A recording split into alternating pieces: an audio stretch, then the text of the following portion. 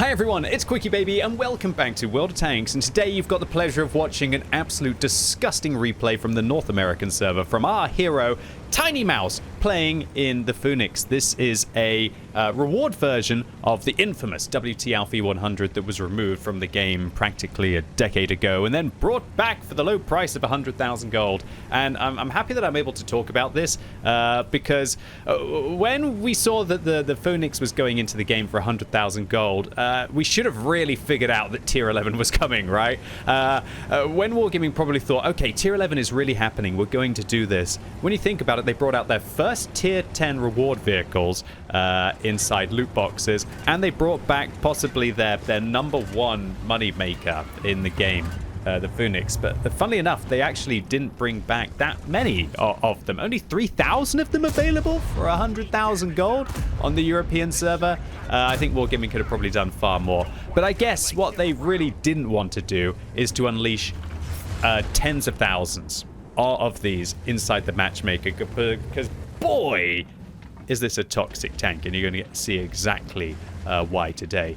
This tank is so toxic that Wargaming eventually just figured out we can't balance it, and so they removed it from the game. When it was first released, it had a 6-round 560 alpha damage magazine. That's 3,300 damage in a single mag. And remember, back then all tanks had less hit points, and so it was able to clip out every vehicle, because you couldn't use a durability device on a buff mouse, for example, and in some cases multiple tanks in a single mag.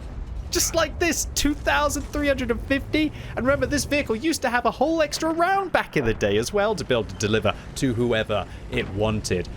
Yeah, Phoenix, disgusting, terrifying vehicle when it used to have those 6 rounds. So Wargaming removed a shell, and they also nuked the dispersion on this vehicle, so it bloomed out massively compared to what it originally did. And then that wasn't enough, so they did some more. I believe they destroyed the dispersion values on the vehicle again.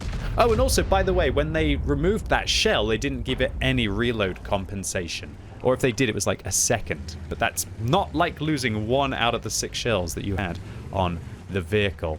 And so eventually Wargaming realized, after like nerfing it 2 or 3 times, we can't balance this tank, so let's just replace it with a griller.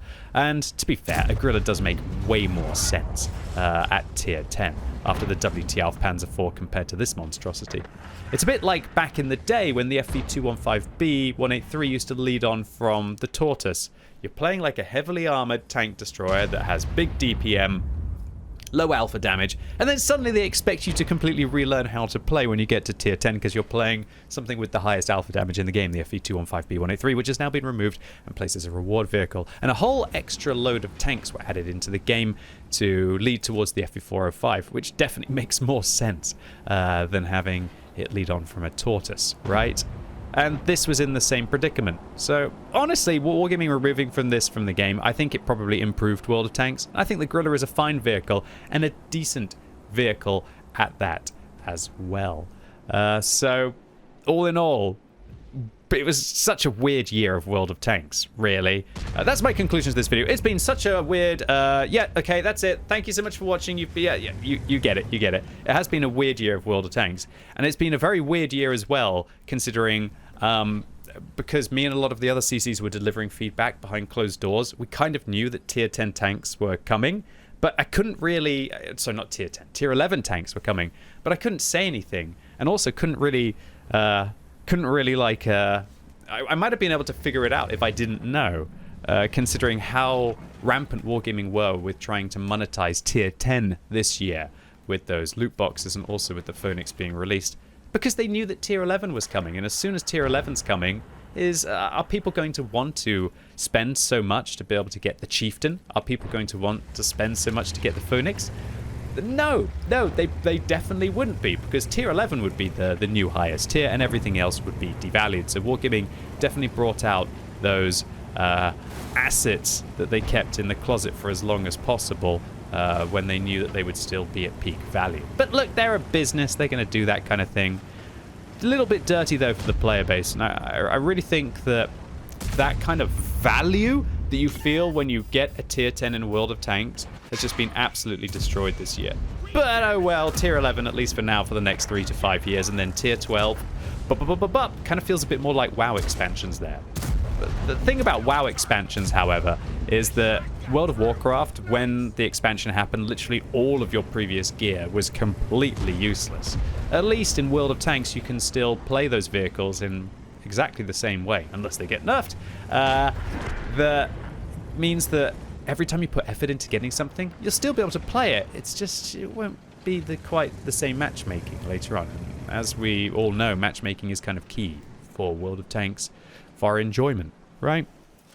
Okay, so Tiny Mouse just put in some really good damage so far this game. Just showed you exactly how you have to play the WTLV 100. And while you can't see the equipment that they're using, for some reason a visual bug, because the mod hasn't loaded correctly, I can tell you that Tiny Mouse is using bond durability, bond rotation device, and an experimental turbo. Exactly the build that I've been using the majority of situations on this vehicle.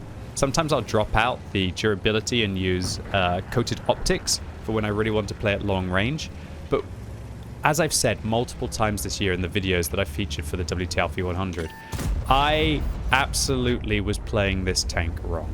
What this vehicle is meant to do, it's meant to contest heavy tank flanks aggressively with that durability device. Not like suicidally, right? But aggressively, no doubt. You don't want to get yourself killed early on in the battle, but by being aggressive and taking the fight to the enemy team and those crunch engagements, it's far better than sitting at the back and then hoping that you're somehow going to outspot your opponents in some kind of an ambush. There are times where this vehicle needs to create an ambush, but getting into positions where you're going to be able to dump shells at relatively slow-moving targets, especially when you get to load the gold in this vehicle and have that, like, is it 356 millimeters of pen? 352 millimeters of APCR pen. That's disgusting. Absolutely disgusting. And then this is the last tank in the game that you'd want to be in front of. Without a shadow of a doubt, one of the best things about having the Phoenix is because you get to flex on everyone. No, it's not that. It's that Wargaming added field mods for this vehicle.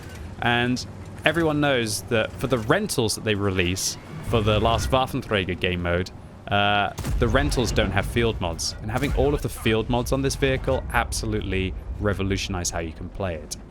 Especially with the ground resistances. The ground resistances that you get on the second field mod, absolutely monstrous. Then you get an accuracy improvement, a view range improvement, then you get a dispersion after firing improvement, which allows you to just bloom out, well, not bloom out the reticle, but just fire shells at your opponents, blooming quickly like that.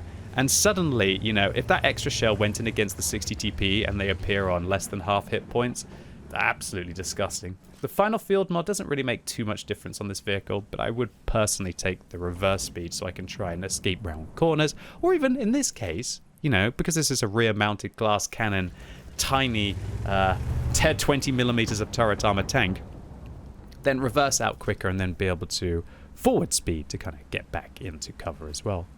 So Tiny Mouse is just playing the WTLV 100, aka the Phoenix, just absolutely perfectly here. Supporting their allies, making this IS-7 called Cake a real sweet treat of an asset to have on your team. Because now, the Jagdtiger, who thinks, oh, I've got this IS-7, there's nothing bad that can happen, right? You know, the WTLV 100 demon doesn't exist anymore, right? Oh, and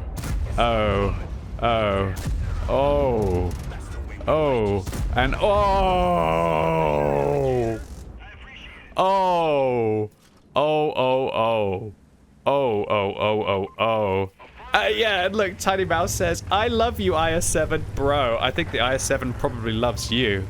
And Enter the Wang says, outstanding work. And they give fist bumps to each other. Beautiful stuff. What a way back into this game. That was honestly one of the most... Oh, even Enter the Wangs. Oh, fist bumps all around. America. Hell yeah. Yeah, you get it. You get it. The NA server actually being wholesome for a change? What is this? Wholesome American server? That's definitely not the most of the American server that I've seen most of the time. And let me know if you play on the NA server in the comments down below and you agree or disagree. QB, we're only the I'm not going to go there. Okay, let's move on to this game once again. And that is Tiny Mouse now finds themselves in a 3 versus 3 situation with an IS-7 who's pushing viciously down the east. And finally, a little bit of bad luck happens. Oh, no! What's going on? Tiny Mouse, who's had an epic game so far, actually gets massively out-traded there by the T-95 with some bad luck. But the Borsig, who's called Marco Santos, says, don't worry, bro, I got him. Finishes off that T-95 and good play. And that's the kind of aggressive trades that you have to make in the Phoenix. And hopefully you've saved your hit points for later on in the game because you're an epic player like Tiny Mouse is. Because there's a full health Foch B. Foch 155 probably wouldn't be as dangerous because it doesn't need the extra pen against a tank like this. Borsig puts in a huge shell, which now means that the Foch B is going to be a 2-shot. And Tiny Mouse is going to use that ring on the minimap perfectly. And this is where you know that Tiny Mouse is a great player. He's using the ring to stay out of the spotting distance for long enough to be able to get their reload in. And then do you see how they're turning when the Foch turns? Again, I just got to pause here to say how high level that is.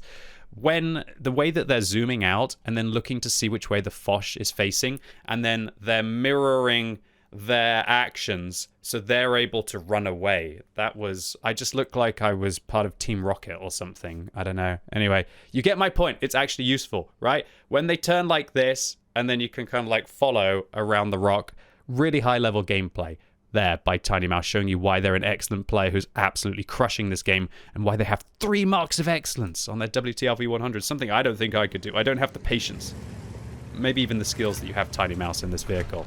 You can really see why this must be one of your favorite vehicles. And now the Foch B aiming. Oh, no. Why at the upper plate? Why at the upper plate? Okay, cool. We did it. GG's all round. Cake says GG. Marco Santos says GG. Enter the Wang says GG. And you know what? Uncle QuickyBaby says a big GG to you, Tiny Mouse. This was an epic game for the WTLV 100. We saw 10,500 damage as my chair blocks it. And you're going to see that there were quite a few blind fires in this game that will be adding to that total. So, ladies and gents, that is why the WT 100 is such a filthy, disgusting tank. One of the last vehicles that you probably ever want to see on the enemy team until it's reloading. And then just load HE, use that intuition, and then make that monkey clap a lot on top of the enemy vehicle. Because this thing, 20 millimeters of turret armor, you're going to absolutely demolish it, and it's very, very satisfying to demolish a WTLV 100 with HE. So big boy ace tanker here for Tiny Mouse for 1,400 base experience. This was over 11,000 damage, including the blind damage that Tiny Mouse was able to achieve. A Radley Walters medal for 9 kills, destroying pretty much 2/3 of the enemy team, and that big high caliber for that 11k damage, and a tank sniper for dealing a lot of it at long range. And does Tiny Mouse probably really care about 127,000 credits spent on ammunition? Well, their credit balance probably does, but considering apparently this was a new all-time kill record, I believe, for Tiny Mouse, you know what? The satisfaction of just absolutely becoming the most disgusting, dangerous tank in World of Tanks was probably worth the credit loss. So, Tiny Mouse, congratulations to you on an absolute filthy game, and thank you so much for uploading it on the QuickyBaby.what-record.com website for the community to enjoy. And if any of you have amazing games, I'm not going to beat around the bush here, absolutely amazing games of really incredible caliber, upload them if you want to be featured on the channel. And all that's really left to say is that now that Tier 11 is coming into the game, I would not be surprised if we see the WT 100, aka the Phoenix, come back to the game. Now that Tier 10 is not going to be so important with the ecosystem. I'm not saying that Wargaming is suddenly going to just not care about it, but I do expect that if you're savoring for this vehicle and you didn't want to have to pay that 100,000 gold price tag, I do see it coming back in the foreseeable future. Now, whether that's a good thing for the game or a bad thing for the game, I guess it depends if you want to buy one or not. There was a reason why this toxic tank was removed, and every time that we do see them get back to be able to inflate Wargaming's bank balance, yeah, it's not the worst. It's not as if it could be the death of World of Tanks, but it's definitely not going to make it any more fun. At least, unless you're the WTLV 100 owner. Anyway, ladies and gents, boys and girls, that was it for today. Really hope you enjoyed this video. If you did, give it a thumbs up. If you hated it, give it a thumbs down. And let me know in the comments what you think about the Phoenix, aka the WTLV 100. Do you think it's absolutely fine, balanced vehicle, or do you think it's just one of those disgusting, toxic tanks that you wish had never come back into the game? And if you're watching this video as it's released on Wednesday, I'm going live all day on twitch.tv/QuickyBaby, where I'm trying to grind for millions and millions and millions of experience on my tier 10 tanks, as well as also with fat Twitch drops. So come and get them now. And as always, thank you so much for watching. You've been epic, and hopefully I'll see you soon.